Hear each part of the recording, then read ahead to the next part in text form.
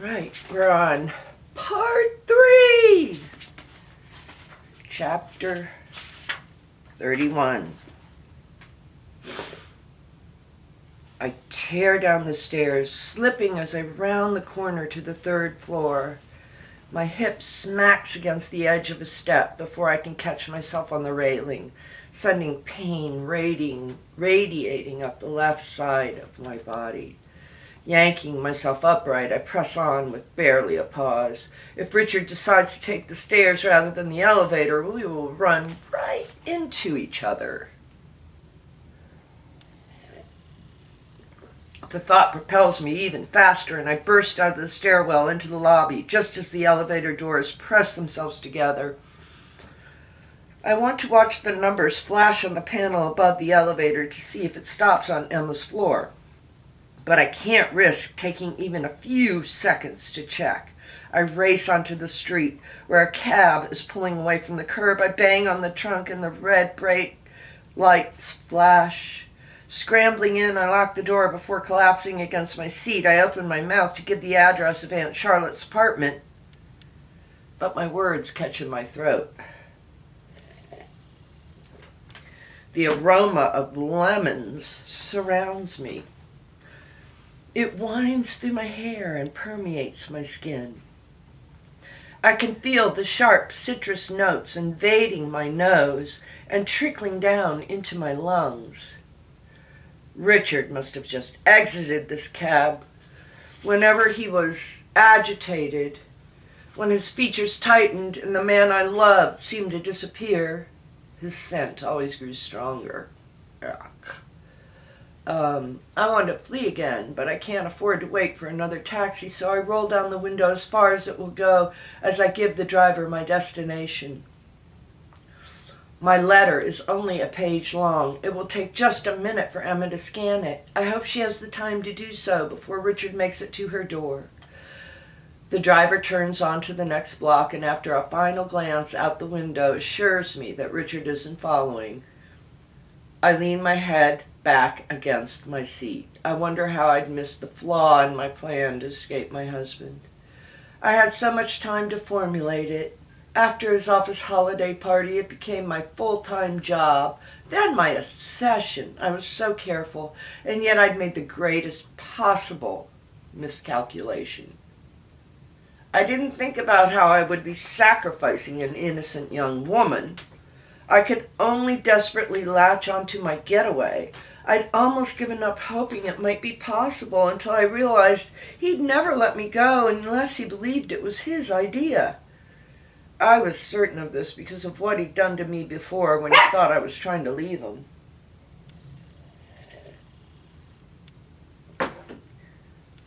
I had begun to withdraw from my marriage right before the Alvin Ailey Gala. I was still relatively young and strong. I hadn't yet been broken.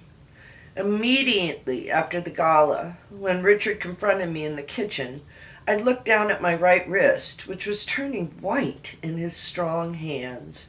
It was as if he didn't even realize he was twisting it, as if someone else were responsible for the bird-like cry of pain that had escaped from my lips. Richard hadn't hurt me bad before that night. Not physically, anyway. At times he paused at the brink of what I now recognize as the edge. I'd recorded each of those episodes in my black moleskin notebook, in the cab after I kissed Nick, at my bachelorette party, at Safliga when a man at the bar had bought me a drink, and on the evening when I'd confronted Richard about Duke's disappearance.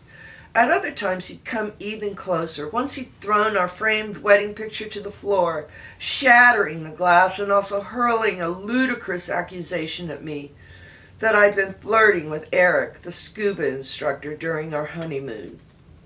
"I saw him stop by our room," Richard had yelled at me, as I recalled how my husband had left bruises on my upper arm after helping me out of the boat. Another time, shortly after one of our visits to the fertility doctor, when he'd lost a big client, Richard slammed the door of his office so hard a vase fell off an etagere. He also seized my upper arm on a few more occasions, squeezing it too tightly. And once, when he was questioning me about my drinking and I dropped my eyes, he grabbed my jaw and yanked my head upright, so I was forced to look at him. In those instances, he'd always been able to contain his fury, to retreat into a guest room, or to leave our home and come back once his anger was spent. The night after the Alvin Ailey Gala, it seemed at first as if my high-pitched whimper had cut through to him. "I'm sorry," he'd said after he released my wrist. He'd taken a step back, run a hand through his hair, exhaled slowly. "But why the fuck did you lie to me?" "Aunt Charlotte," I whispered again, "I swear I just went to see her." I shouldn't have said that, but I worried that admitting I'd gone to talk to someone about our marriage might cause him to erupt further, or ask questions I wasn't prepared to answer. My repeated lie made something snap within him. He lost the struggle. The sound of his palm against my cheek was like a gunshot. I fell onto the hard tiled floor. Shock suppressed my pain for a moment as I lay there in the gorgeous dress he'd given me, now crumpled around my thighs. I stared up at him, holding my hand to my face. "What? How could you?" He reached down and I thought he was going to help me to my feet, to beg my forgiveness, to explain he'd meant to strike the cabinet behind me. Instead, he grabbed my hair in his fist and yanked me upright. I stood on my tiptoes, clawing at his fingers, desperate for him to release me. It felt as if he were tearing my scalp from my skull. Tears streamed out of my eyes. "Stop, please," I begged. He let go, but then leaned in to pin me against the edge of the counter. He wasn't hurting me now, but I knew it was the most dangerous moment of the night of my life. Everything in his face compressed. His narrowed eyes darkened. But the eeriest part was his voice. It was the only piece of him I still recognized. It was the voice that had soothed me on so many nights and had vowed to love and protect me. "You need to remember that even when I'm not there, I'm always with you." He stared at me for a moment. Then my husband reemerged. He took a step back. "You should go to bed now, Nellie." Richard brought me a breakfast tray the next morning. I hadn't slept, nor had I moved from the bed. "Thank you." I kept my voice quiet and even. I was terrified of setting him off again. His glance fell on my right wrist, which was already bruised. He left the room and returned with an ice pack. Wordlessly placed it on the injury. "I'll be home early, sweetheart. I'll pick up dinner." I obediently ate the granola and berries, even though my face was unmarked. My jaw felt tender and chewing was painful. I went downstairs and rinsed my bowl, wincing when I unthinkingly pulled out the dishwasher door using my hurt arm. I made the bed, being careful to not jar my wrists when I tucked in the corners.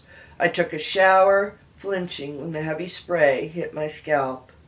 I couldn't bear to shampoo my hair or aim a blow-dryer at it, so I left it damp. When I opened my closet door, I found the Alexander McQueen dress hanging neatly right in front. I couldn't remember even taking it off. The rest of the night had been a blur. I only recalled the sensation of trying to shrink, of wanting to become as physically small as possible, of willing myself to be invisible. I walked past the dress and reached for layers, leggings and thick socks, a long-sleeved t-shirt, and a cardigan. From a high shelf, my suitcases beckoned. I stared at them. I could have packed some of my things and walked out then. I could have booked a hotel or gone to my aunt's place. I could even have called Sam, even though we hadn't spoken in a long time, since a rift had cleaved us apart. But I knew leaving Richard wouldn't be that easy. When he departed that morning, I'd heard the beeps that meant Richard was activating our alarm. Then the thud of the front door closing behind him. But what I heard loudest of all was the echo of his words. I'm always with you. The doorbell rang while I was still staring at the suitcases. I raised my head. It was such an unfamiliar sound. We almost never had announced visitors. There was no need for me to answer. It was probably a delivery person leaving a package. But the bell chimed again. And a moment later, the phone rang. When I lifted the receiver, I heard Richard's voice. Baby, where are you? He sounded worried. I looked at the clock on the nightstand. Somehow it was already 11. Just getting out of the shower. I could hear someone knocking. You should go answer the door. I hung up and descended the stairs, feeling my chest growing tight. I used my good arm to deactivate the alarm and unlatch the lock. My hands were shaking. I had no idea what was on the other side, but Richard had told me it was what I needed to do. I shivered as the winter air blew against my face. A courier stood there holding an electronic clipboard and a small black bag. Vanessa Thompson? I nodded. Please sign here. He extended the clipboard toward me. It was hard to grip the pen. I wrote my name gingerly, but when I looked up I saw that he was staring at my wrist. Bruises the color of an eggplant were peeking out from beneath the sleeve of my cardigan. The courier caught himself quickly. This is for you. He handed me the package. I was playing tennis. I had a fall. I could see the relief seep into his eyes, but then he turned and glanced at the snow blanketing our neighborhood, and he looked back at me. I closed the door quickly.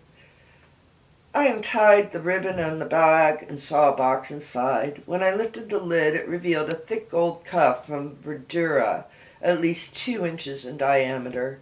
I reached into the box and held it up. The bracelet Richard had sent would perfectly cover the ugly bruises ringing my wrist. Before I even had the chance to decide if I would ever be able to wear it, we got the call that my mother had died.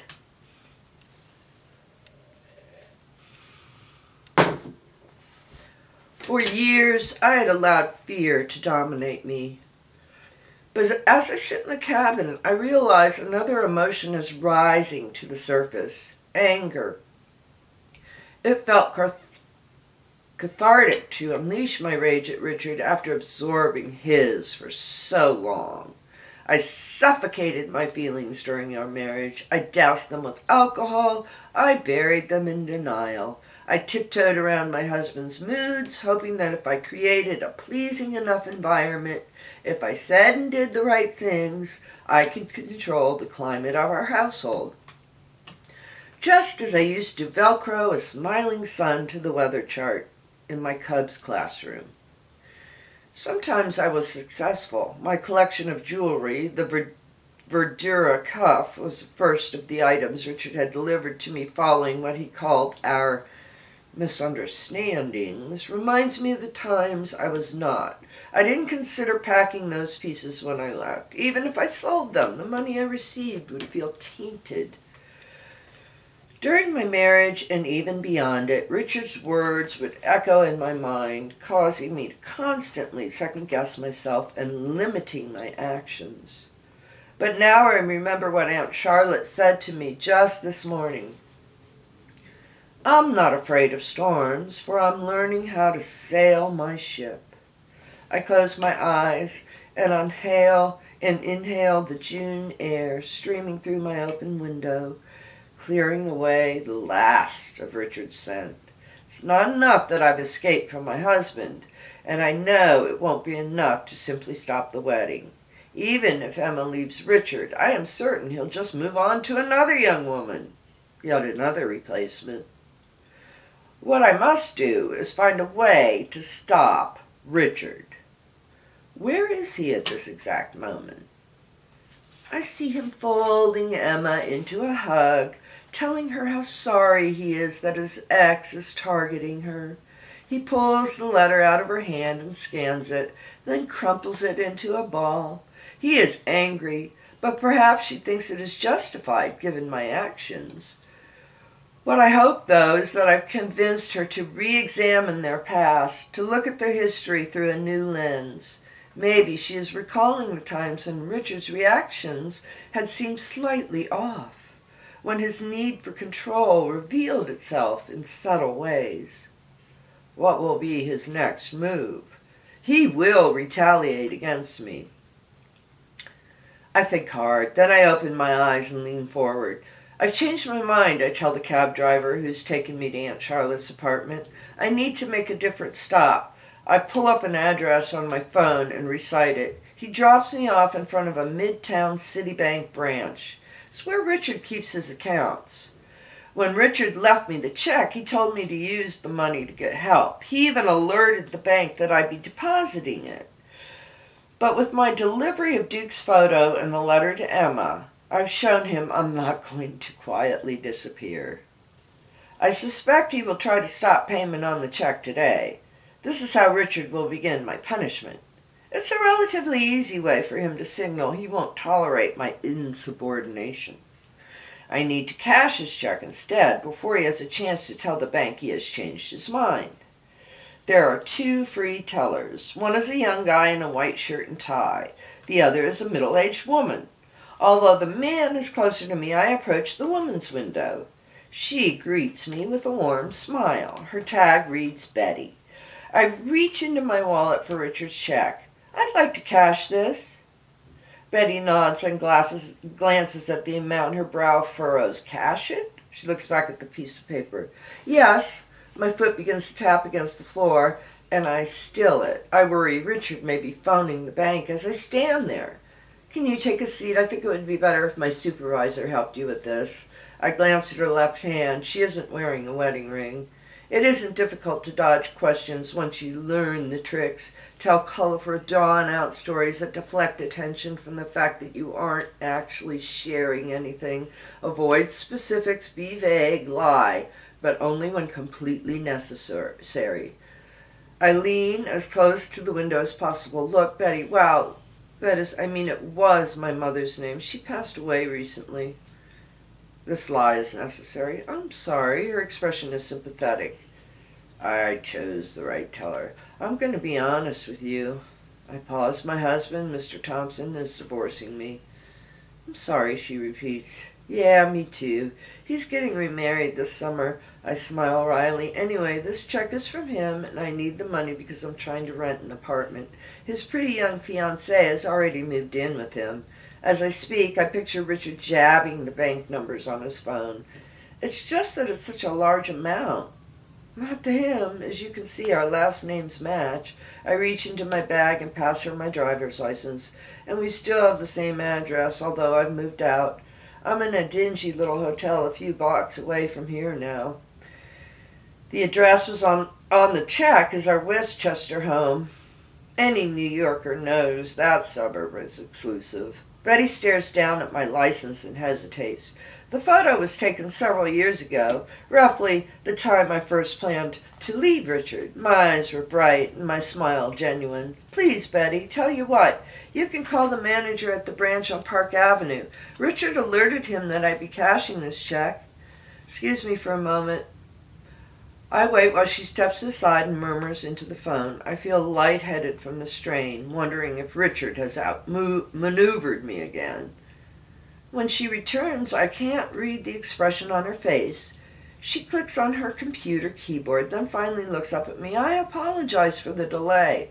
Everything is in order. The manager confirmed the check was authorized, and I see that you and Mr. Thompson used to have a joint account here that was closed only a few months ago.